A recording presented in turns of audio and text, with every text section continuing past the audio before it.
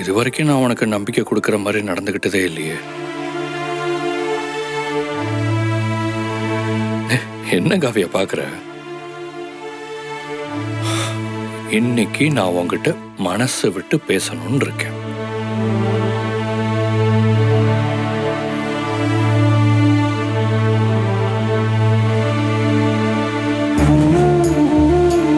உன்கிட்ட புதுசா சொல்றதுக்கெல்லாம் என்கிட்ட எதுவும் கிடையாது.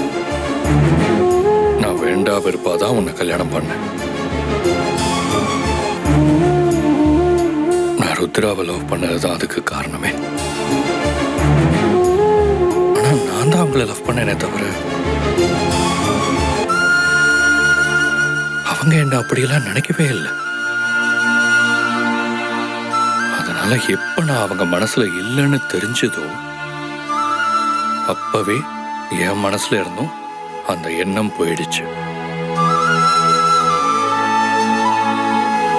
அதுக்காக ஒண்ணு எனக்கு பிடிக்காமலாம் இல்லை. உன் மேல நான் கோவப்பட்டிருக்கேனே தவிர